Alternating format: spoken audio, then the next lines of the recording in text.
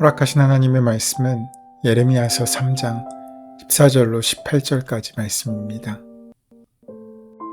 여호와의 말씀이니라. 배역한 자식들아 돌아오라. 나는 너희 남편임이라.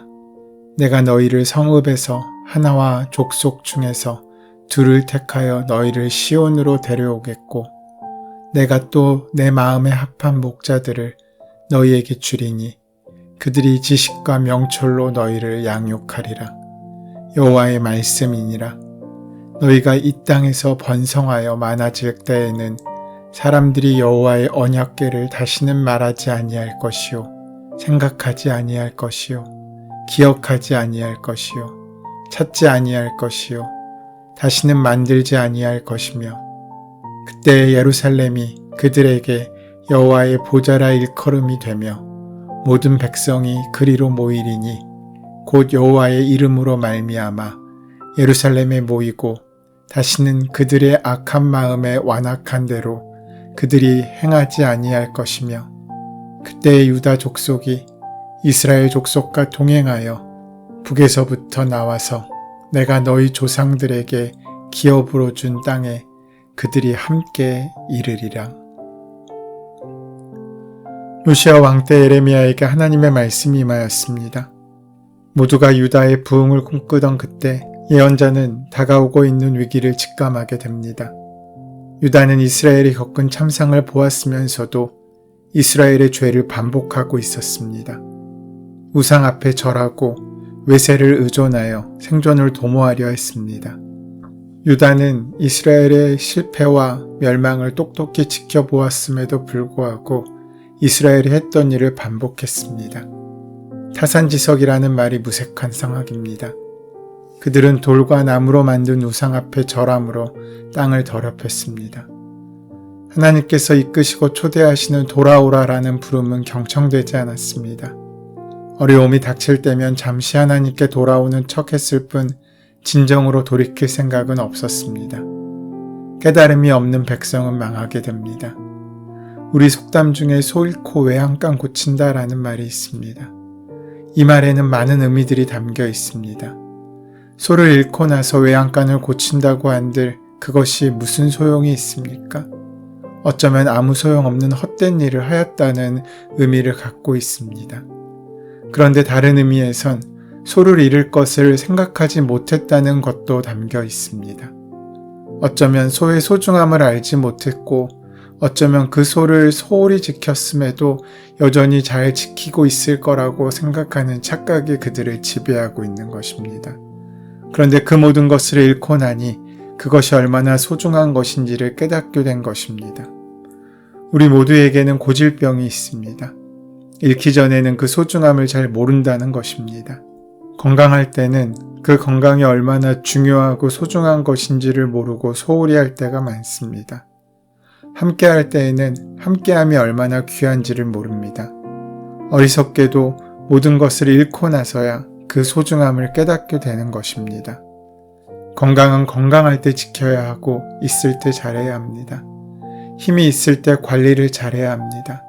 가진 것이 많을 때 덕을 쌓을 수 있어야 합니다. 그러나 가진 것이 당연하다고 여기면 우리는 그 당연한 지혜를 놓치고 맙니다. 내가 지금 가진 권력을 끝없을 거라고 생각하고 산다면 가진 재물과 건강은 한없을 것이라고 생각하는 착각 가운데 빠져 있다면 우리는 지혜 없는 사람처럼 결국 어리석은 그 모든 것을 잃어버리는 결과를 만나게 될 것입니다. 북이스라엘과 남유다가 함께 하나님의 뜻과는 상관없는 길을 갔지만 유다는 이스라엘이 엉뚱한 길을 가다가 망한 것을 보고 깨달았어야 합니다. 진면교사라고 바른 것을 보고 배울 수도 있지만 반면교사로 잘못된 것을 보고도 배울 수 있는 것이 있습니다. 하지만 유다는 이스라엘의 잘못된 길을 보고도 여전히 그 길을 반복하고 있습니다.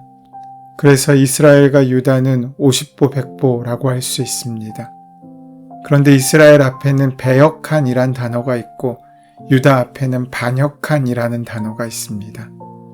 오늘 본문 11절뿐만 아니라 다른 구절에도 이와 같이 표현되어 있습니다. 배역은 뒤돌아감, 배교를 뜻하는 말입니다. 하나님과의 언약을 깨뜨리고 하나님이 없는 삶을 살았다는 것을 의미합니다. 반면에 반역하다는 말은 속이다 또는 불성실하게 행하다라는 의미를 갖고 있습니다. 이것은 그 내면이 부패하고 변질되었다는 것을 의미합니다. 즉 북이스라엘은 하나님을 떠나 하나님이 없는 삶을 살고 죄를 지었다면 남유다는 하나님 앞에서 하나님을 섬기지 아니하고 하나님을 속이려고 하는 죄를 지었다는 것입니다. 그래서 겉으로는 잘 드러나지 않습니다.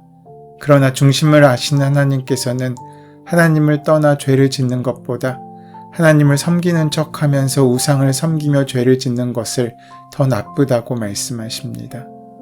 예레미야가 오늘의 말씀을 전할 때 북이스라엘은 이미 오래전에 멸망하였지만 하나님께서는 스스로를 긍휼히 있는 자라고 말씀하시면서 북이스라엘을 향하여서도 돌아오라고 말씀하십니다. 하나님께서는 그렇게 겉으로는 바른 척하고 있는 남유다보다 이미 망해버린 이스라엘에게서 희망을 보고 있으신 것입니다. 하나님께서는 북이스라엘에게 죄를 자복하라고 말씀하시는데 그들의 지은 죄는 크게 세 가지라고 할 수 있습니다. 첫 번째로 하나님을 배반하고 떠난 것이고, 두 번째로 푸른 나무를 찾아다니며 엎드린 우상 숭배의 죄, 세 번째는 하나님의 말씀을 듣지 않는 불순종의 죄입니다. 하나님을 배반하는 것, 하나님보다 더 크게 생각하는 것이 있는 우상 숭배, 하나님의 말씀에 대한 불순종을 단지 이스라엘의 잘못으로만 여길 수 없습니다.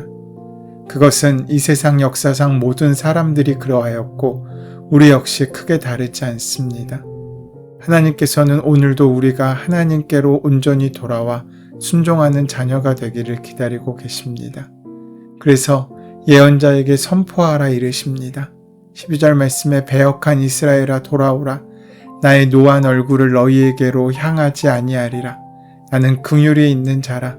노를 한없이 품지 아니하느니라. 배역이라는 단어는 돌아오라라는 단어의 반명제로서 마땅히 있어야 할 자리를 벗어난 상태를 이르는 말입니다. 그래서 그 잘못된 자리에서 떠나 그가 있어야 할 때리, 그가 원래 향해야 할 곳으로 돌아오라고 말씀하고 있으십니다. 돌아옴의 조건은 단 한 가지입니다. 하나님께 등을 돌리고 살아온 자신들의 죄를 인정하고 주 앞에 엎드리는 것입니다. 하나님께서는 이렇게 말씀하십니다. 14절과 15절 말씀을 통하여 여호와의 말씀이니라. 배역한 자식들아 돌아오라. 나는 너희 남편임이라. 내가 너희를 성읍에서 하나와 족속 중에서 둘을 택하여 너희를 시온으로 데려오겠고 내가 또 내 마음에 합한 목자들을 너희에게 주리니 그들의 지식과 명철로 너희를 양육하리라. 하나님께서는 스스로를 이스라엘의 남편이라고 말씀하십니다. 남편이라 번역된 단어 바알은 임자 혹은 주인이란 뜻입니다. 이 말 속에는 중의적인 뜻이 담겨 있습니다. 바알을 숭배하는 이들을 향해 그들이 따라갔던 이방신 바알이 아니라 그들을 해방의 길로 인도했던 여호와가 그들의 참된 임자임을 깨달으라는 것입니다. 하나님께서는 우상 숭배하는 자기 백성들이 돌아오기를 간절히 바라시면서 내가 너희 남편이라고 말씀하신 것입니다. 이스라엘 백성들도 그러하였고 유다 백성들도 그러하였는데 그들이 섬긴 대표적인 우상이 바로 풍요의 신인 바알이었습니다. 그런데 내가 너희 남편이라고 말씀하고 있으신 것입니다. 우상을 가리키는 바알과 같은 단어인데 이 말씀은 유다 백성들에게 너희는 바알의 풍요의 신인 줄 알고 그를 섬겼지만 실제로 너희에게 풍요를 줄 귀한 남편은 너희를 진정으로 풍요롭게 해줄 수 있는 너희의 남편은 나 여호와다 라고 말씀하고 있으신 것입니다. 그리고 비록 바벨론으로 포로가 되어 갈지라도 여러 목자들을 통해서 다시 시온으로 돌아오게 하겠고 그들을 통해서 양육하시겠다고 말씀하십니다. 실제로 유다 백성들이 시온으로 돌아올 때 총독 스룹바벨, 대제사장 여호수아, 학사 에스라, 총독 느헤미야 등을 통해 돌아왔습니다. 그리고 북이스라엘이 망한 때에 호세아 선지자를 통해서 내 백성이 지식이 없어서 망하는도다라고 하셨는데 이제는 지식과 명철로 양육을 받게 될 것이라 약속해 주신다고 말씀하십니다. 내 마음에 합한 목자는 오실 예수 그리스도를 예표합니다. 예수 그리스도는 죄에 포로된 우리를 십자가를 통하여 하나님께로 돌아오게 해주시고 영원한 생명의 지식으로 우리를 양육해 주시는 분이십니다. 이미 망해버린 이스라엘이지만 여호와께서는 흩어진 그들을 각 성읍에서 하나둘씩 시온으로 불러 모으시고 당신의 마음에 합한 목자를 줄 것이라고 약속하고 있으신 것입니다. 그 목자들의 통치 원리는 지식과 명철입니다. 그 목자들을 통해 이스라엘이 회복되고 번성하게 되면 더 이상 언약궤를 말하거나 생각하지 않게 될 것입니다. 언약궤는 눈에 보이지 않는 하나님과 그 백성을 이어주는 가시적인 증거물이었습니다. 회복된 나라에서는 더 이상 그런 매개물이 필요하지 않았습니다. 하나님과 그 백성 사이의 관계가 그만큼 친밀해질 것이라고 예고하십니다. 그때가 되면 예루살렘은 주의 보좌가 놓인 세상의 중심이 되고 문민족이 그리로 모여들 것이며 죄에서 벗어난 새로운 삶을 살게 될 것입니다. 본문 18절의 말씀입니다. 그때 유다 족속이 이스라엘 족속과 동행하여 북에서부터 나와서 내가 너희 조상들에게 기업으로 준 땅에 그들이 함께 이르리라. 분단이 극복된 아름다운 세상의 꿈이 이렇게 펼쳐지고 있음을 볼 수 있습니다. 오늘 본문에서 하나님께서는 우리에게 회개를 촉구하십니다. 주님께 돌아오라고 말씀하십니다.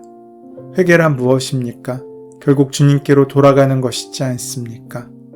많은 사람들이 회개를 돌아가는 것이라고 말하면서도 속으로는 더 나은 것을 꿈꿉니다. 마치 지금 나의 자리보다 더 나은 상태를 바라며 회개합니다. 사실 회개라는 것은 이전으로 돌아가는 것을 의미합니다. 소 잃고 외양간 고친다는 속담으로 생각해 볼 때 회개는 소가 더해지는 것이 아니라 소를 잃기 이전으로 돌아가는 것입니다. 그뿐이 아닙니다. 이전에 알지 못했던 소의 소중함을 깨닫고 우리를 세우는 일입니다. 이것이 바로 회개입니다. 다시 우리의 삶으로 돌아와 대비한다면 또한 이렇지 않겠습니까? 이미 주어진 것들을 다시 생각하게 되는 것입니다. 더 나은 건강이 아니라 지금 내게 허락하신 건강, 더 나은 사람이 아니라 지금 내게 주신 사람, 더 나은 삶이 아니라 지금 주어진 나의 삶, 그것의 소중함을 알고 그것에 감사하며 바로 그곳에서부터 주님의 뜻을 따라 찾아가는 것, 그것이 온전한 회개이지 않겠습니까? 가난해서 잘못되는 인생은 없습니다. 부유하다고 꼭 잘되는 삶도 없습니다. 우리의 삶을 좌우하는 것은 상황이 아니라 그 상황을 바라보는 우리의 심령이고 믿음입니다. 가난으로 상처를 받았다면 그 상처가 우리의 삶을 좌우하는 것이지 우리가 가난한지 부자인지 우리가 어떤 상태에 있는지가 우리의 인생을 결정하는 것이 아니라는 것입니다. 그러니까 우리의 믿음으로 인해 우리의 삶이 만들어지는 것입니다. 하나님께서는 바울에게 이렇게 말씀하셨습니다. 내 은혜가 내게 족하다. 내 능력은 약한 데서 완전하게 된다. 바울은 이 말씀을 전한 후에 연이어 이렇게 말합니다. 그러므로 그리스도의 능력이 내게 머무르게 하기 위하여 나는 더욱더 기쁜 마음으로 내 약점들을 자랑하려고 합니다. 사랑하는 여러분, 지금 나에게 있는 그 모든 것이 다 은혜입니다.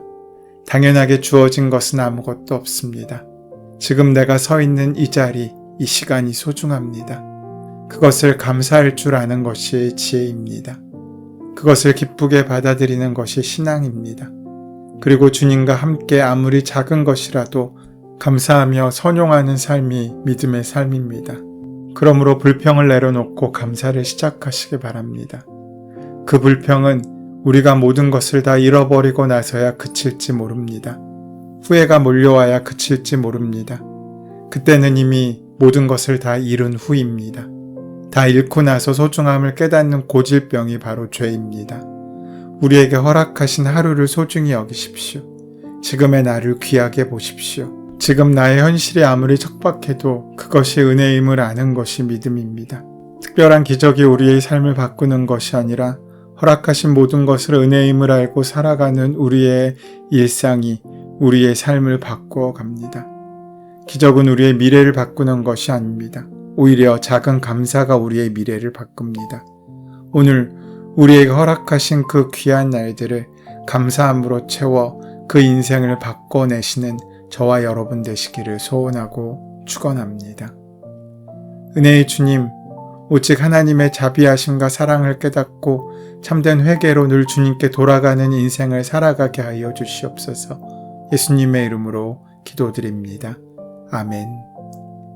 이제 오늘 이 아침 우리에게 허락하신 오늘 본문의 말씀이 지금 나에게 주신 하나님의 음성으로 만나지기 위하여 본문의 말씀을 깊이 묵상하시고 함께 기도하는 시간 가지도록 하겠습니다.